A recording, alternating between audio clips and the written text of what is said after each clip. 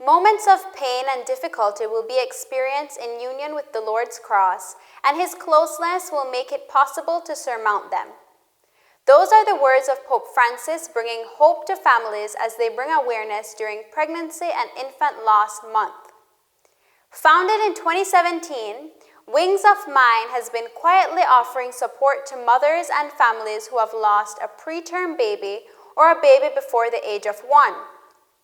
They have been quietly working and bringing awareness to the issue of pregnancy and infant loss in Belize. In today's feature story, we take a closer look.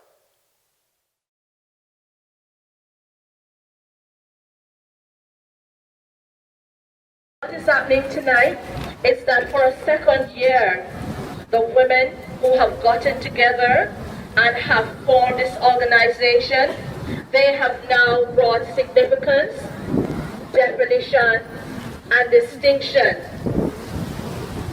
to what we have suffered, what we have lost, so that together we can celebrate and honor the lives of all those that we have lost. My little dove. 10 little fingers, 10 little toes. I will not give those sweet kisses on your nose. When I want to imagine my eyes, I close. Twinkle little star, I will not sing. Giggles and cries in my ears, I will not hear ring, or hold you in my arms to swing. Smiles as you hear my voice, I will not see. Or you turning, kicking and pushing up on your knee. Oh, how I yearn in my heart for you to be. The tears I've shed, sometimes even the guilt I've faced, knowing your wings you've spread. Everyone saying, keep trying to move on with life ahead. All does not compare to this bond of forever love. Comfort and strength I pray always to the skies above. Hope is what I hold dearly, that one day I will meet you, my little dove. Written by Marisol Requena. Motherhood to me is sacrifice. Putting that child's needs ahead of yours. Of course, love. You have to show that person or that child lots of love by spending quality time with that child, teaching that child right from wrong, leading that child in the right direction, and just being there for them. Whenever they need something from you, you should always be there for them and sacrifice for them. Motherhood. When I think of motherhood, I think the word does not really engulf what all it entails. First of all, you're going to carry a life inside of you. I never had an idea. My life was so all about academia. I grew up being encouraged to get the grades, get the education, get the career. So when I became a mother, or found out the first time that I would be a mother, it was like a veil lifting off my eyes. I was like, wow, another life inside of me. I will be responsible for someone else. I'll be a part of somebody else's story. Motherhood is the bond between the mother and the child. It's everything a mother desires to want, to be connected by a being inside of her. A connection just with her. A close relation with her. Her genes, her blood, her inside makes her this mother from this being that has been created inside of her. And I would say the hood is protecting that child within the womb. And this is where my story comes to reality. My name is Eve Banks. I am happy to be a part of Wings of Mind Release Edition or Story. To me, motherhood means giving back to society what you envision it to be for the future. Well, after finding the love of my life, I decided that we would spend a couple years together before we started having kids. And at age 32, we said, okay, let's start trying. And little did I know that I would have 6 years ahead of me with ups and downs and complications. I started with the first pregnancy. I lost the first pregnancy in a matter of months, in the first trimester. After that, we decided to try again. I had complications with the first one in terms of having high blood pressure, and I found out that I had fibroids. And in dealing with that, the fibroids, I went to different doctors, and they suggested that I take out the fibroids, and but if you wanted, you could try another time, but you're risking yourself in having another loss. But I said, I don't want to go through any complicated surgery. So we decided to move on again. I remember the first time I found out I was pregnant, I was beside myself, like, wow. I looked forward to going to the clinic visits, hearing the heartbeat from the ultrasound, the whole journey, the whole knowing that you're doing it right, you're getting it right, you're eating well, you're sleeping well, the baby's heartbeat is good. And I will never, ever, ever in my life forget the day I lost my first child. Most people would say, okay, I could understand if it's your second or third. At least you've had the joy of that one time, knowing what the joy is to bring a life forth. But for your first pregnancy, you lost. It's not just nerve-wracking or heart-wrenching. It rips a piece of your soul out of you. Finally, my prayers has came true. We decided to go to the gynecologist. She checked me. She heard heartbeats. Even more excited I was. We then decided to go do a scan to see what was going on inside on that same day. So we did. I went in. It was my turn. I went in. The nurse lined me down. I was super excited. So we went to see what was going on, and there it was. Two little balls. Not one, but two. Then the nurse, not the nurse, it was I believe it was a nurse that was doing X-ray. He said, look, there's two. These are twins. Twins! Then she started to explain what was going on. That one of the eggs seemed to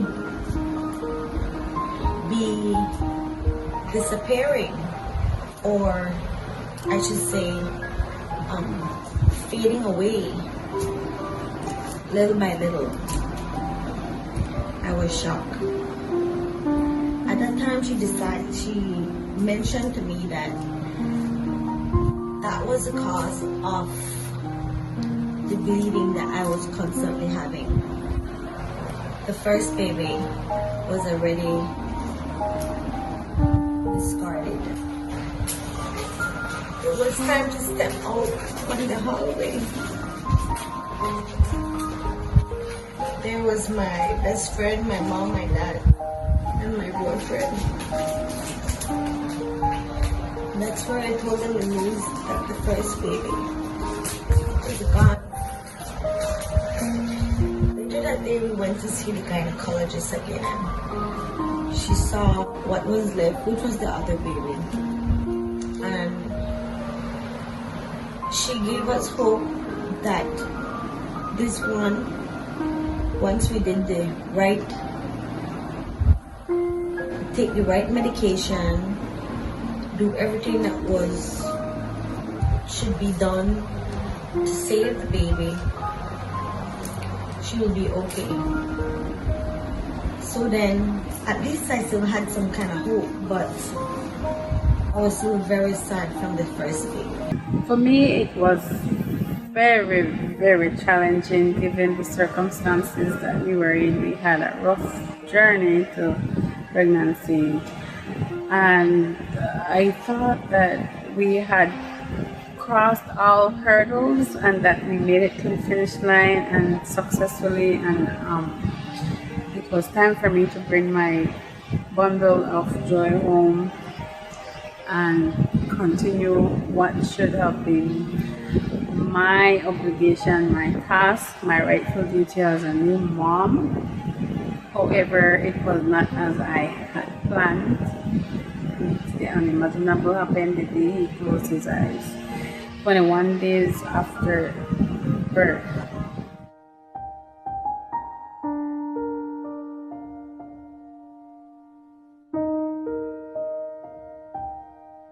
We tried again, and the second time, unfortunately, the same thing happened again. And it was devastating for us because losing a child is very hard. I can't imagine. It's just devastating. Nevertheless, we kept on trying. We said at that time we would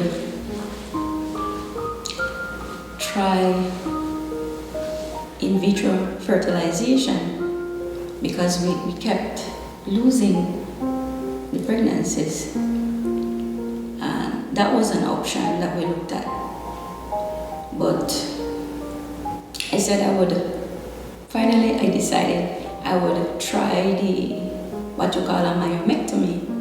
And that's where they go in and it's just like a C-section, and they go in and they take out the fibroids. We tried again, and despite that, I went 6 months with my child. His name was Tyler, Arian Tyler Gill. That's the name that we gave him. We lost that child, and it was absolutely, man, words cannot describe what I felt. I remember clearly I was at home and I sat up the way how we normally do, and water started to flow down my legs. I got scared because I knew I didn't want to use the bathroom. Fortunately, my aunt was there and she's like, this doesn't sound correct. So I called my mother and we headed to the hospital. While I was there at the hospital, I was placed to just sit in a chair, like, to me, like as if I was shunned. I didn't know what was happening. It's not like you go about learning what will happen in the event your body starts to reject a child. No, I wanted my baby. I loved my child. I was escorted to a room and was placed on a bed. And what hurts me is when the doctors and the physicians speak to your relative as if you are not there, as if this is not happening to you. For me, I felt disrespected. I needed to know what we could do to save my child, not just what was happening. I could tell them that what I was experiencing. And I was left there until the other day just to lie down. Finally, there was no more water flowing. The following day, the doctor came to me and said to my family, I need this medication because the baby won't survive. And I asked, can't we take the baby out and let it live in an incubator? They said, no, we don't do that in Belize. I cried my living eyes up because I wanted some way to save my child, or child. Finally, the medication came. They induced labor. And I don't think I'll ever forget the pain. Childbirth is one type of pain, but when you have to bring forth a child that is dead inside of you is another. Stillbirth is nothing compared because the baby doesn't help to push. You have to do all the work. And although they said my child was dead, my child came alive. I held my baby, and after 3 deep heartbeats, she died in my hand. My first child died in my arms.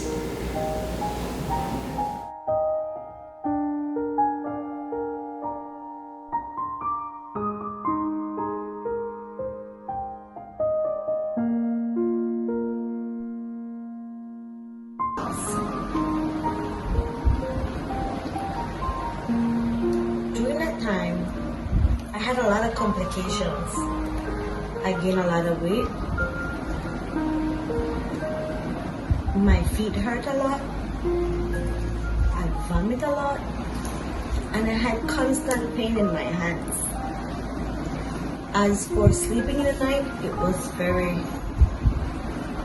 uncomfortable. I tried my very best to do everything I could to make the pregnancy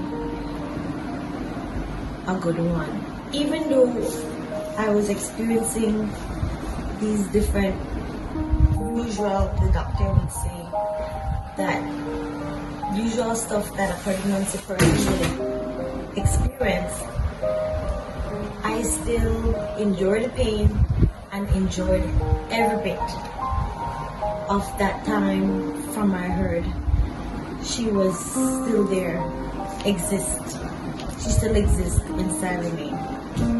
This certain day, I went to see the nurse, the doctor, and they realized that my pressure was really high. At that time, they admitted me in the hospital because the pressure was so high. Then there at the hospital, I stayed there about 3 or 2 days. I was so excited to get out.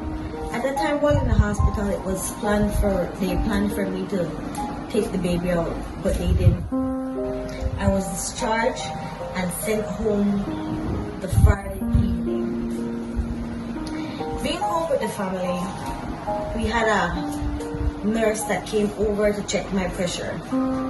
She said everything was okay. I thought everything was okay. At that time, no one told me anything. I was trying to keep as calm as possible. When they were doing this scan, the guy was in there. I kept on asking him, is the baby alive? Is the baby alive? And he would not respond. He refused to respond to me. And I was shocked. So then, I stood there and I still thought, she is alive. No, she is alive. I'm going to be okay. This is all going to be okay. After a while, all I remember, I woke up in a room with beds and other mothers on the side of me. At that time, I woke up so thirsty. My lips were so cracked and dry. And also, I was asking the nurses, where is my baby? Where is my baby? And no one answered. I believe that giving back to our society is being a successful parent. Now, with the passing of my child, it deterred all of those plans for me and him, because I thought that my world was ending. Like, I had no purpose for a moment, because what I wanted to give to him and what I wanted him to be diminished the moment it was his eye. But I learned with this group, I was not the only one. I am just a part of something greater known as infant and pregnancy loss, and it happened every day. It happens every day. So what I did, apart from becoming a part of this group, is just read a lot of the internet, whatever resources that I found and I felt comfort in it. I read from the beginning right through to the end, and I assured myself that I am not the only one. I will never be the only one, and these things happen for a reason. That God is always on my side, knowing what should have been, or what could be, or what is supposed to be. So to quickly add and end this video, I just need to share with you what caused, or what they had told me was my baby's cause of death. The cause for his death was ruled out as congenital heart defect, idiopathic. Idiopathic also means unknown causes, because he had some complications which could not be specified as to what created that problem. So it left me in another state, knowing that we were uncertain what caused it. It made me feel as if though my body had failed me, and that I may never be able to have another child again, because maybe my body will fail me again and I may not have a healthy child. But eventually I did. And I trusted in the Lord. I still am trusting in the Lord, since he's still just a couple months old. And I know that his brother is watching over him. And I simply gave it to the Lord. But as far as his death was, it was sudden. He fell ill the night, Friday night. We went to the emergency room. His condition worsened throughout Saturday morning. By midday, he was in the NICU, and by midnight, Saturday, Sunday morning, he was gone. He was not responding to any of the medications. All his veins were already collapsing, and there really wasn't anything more for them to do. And when the doctors gave him up, it was the most horrific moment. He told us that regardless if he ever lived from there, he may be a vegetable, because he had all the cells, a lot of damage to the brain already. And we prayed, we cried, and I stayed there in that NICU until his last breath. Sadly, I was unable to see as much as I had asked the nurse, but maybe it was for a better. He was such a peaceful little guy even while he was on that bed, and I still honor him every day. My newborn, I tell him his little brother or big brother is watching over him, and tell him good morning every morning. Make sure he's a prominent part of my new baby's life. Telling him that he needs to live vicariously for his big brother, and not applying too much pressure because I know that each of them comes differently. I also know that I will never be able to replace Kyrie. He is just an additional member to my family who is absent. So we have 2 boys, 2 beautiful, handsome, healthy boys. After having the 3rd loss, because I had 3 miscarriages. After the 3rd loss, I remember one night I was praying. I was on the floor, the bathroom floor, and I was just crying out my heart to God, and I said, why, God, why? I don't understand. I am serving you. I'm doing all the right things that you want me to do, but why is this happening to me? Not knowing that I was pregnant. I thought at that moment I was going to be a motherless wife. And it was the lowest point in my life. I felt very devastated at that moment, but not knowing that God came through for me. I was pregnant. I didn't even know it. I went through this pregnancy. It was like night and day. Yeah, through 3 pregnancies, I had high blood pressure. I went through preeclampsia. I had to go through the surgery, the myomectomy.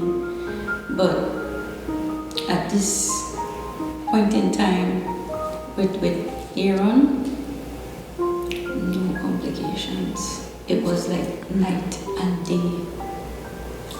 No complications. And it came to that day of delivery. I made 38 weeks. And I remember them taking me into the operating room and seeing him for the first time. It was, I can't describe a feeling. That I needed somebody to pitch me. Is this a dream? I'm still continuing this journey in that I get gratification helping another family or another woman. That's where the healing comes in for me, where I understand clearly that yes, another woman or another parent or another family has lost a child. I could understand that initial point. It helps me put myself or examine myself as to, am I really hurting as much as them? Or am I the single person? No. It helps me answer this question, did I do everything correct to let my baby survive or to have let my child die? So I wouldn't say I'm 100% healed, 50% healed, but I'm getting there.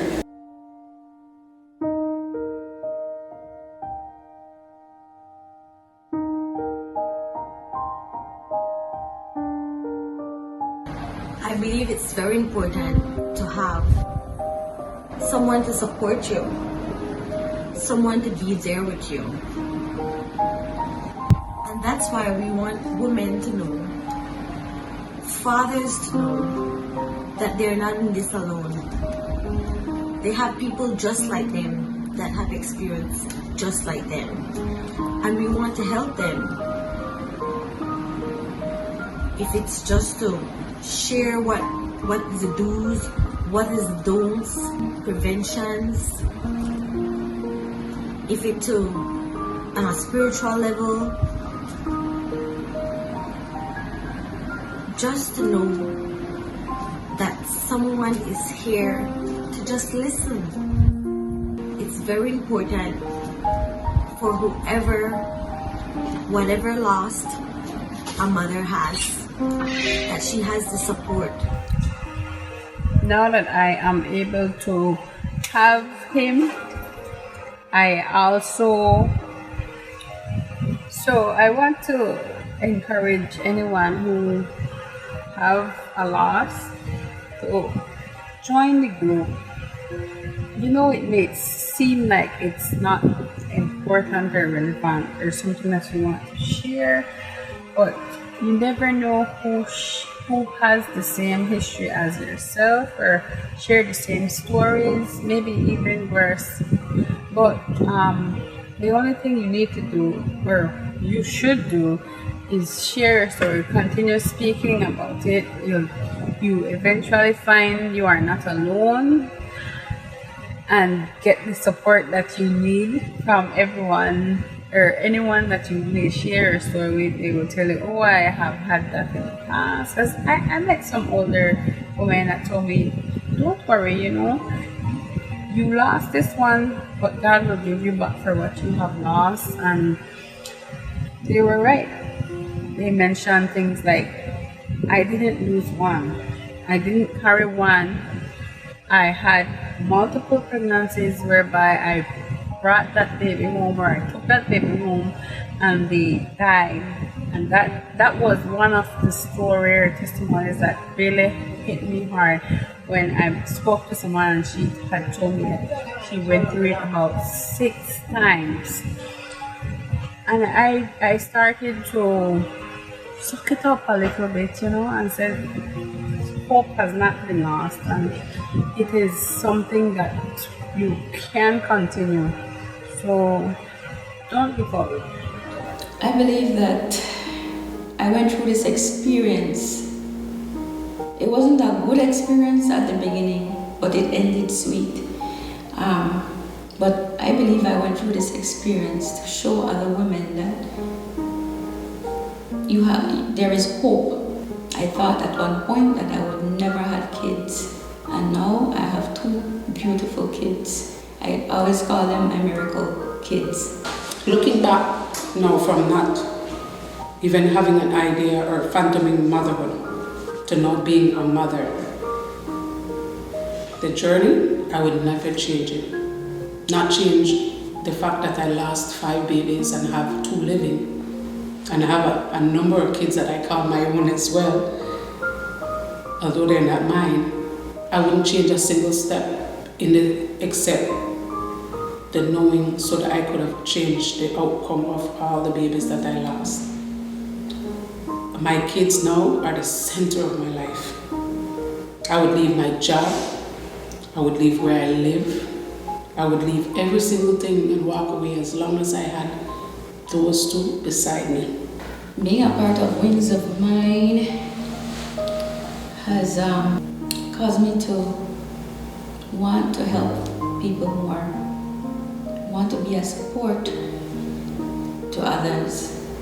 It's great to know that there's people who are a part of an organization like Wings of Mine, who listens, who is there at 12 o'clock at night to hear you, who will cry with you, who will help you bury your child, who will not just hear the mother, but understand where the father is hurting too, because that baby was a part of him as well.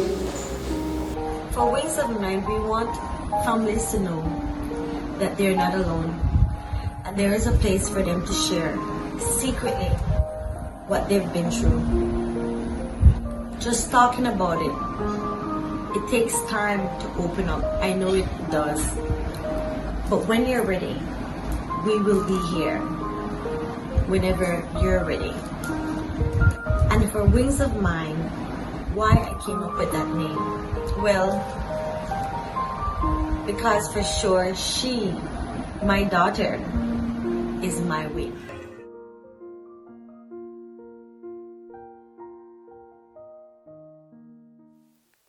Contemplating the truth of God's Word can help us begin to understand that God considers each life, no matter how brief, as precious and irreplaceable. St. Therese of Lisieux wrote in her autobiography, "The sun shines equally both on cedars and on every tiny flower. In just the same way, God looks after every soul as if it had no equal. All is planned for the good of every soul, as exactly as the seasons are so arranged that the humblest daisy blossoms at the appointed time.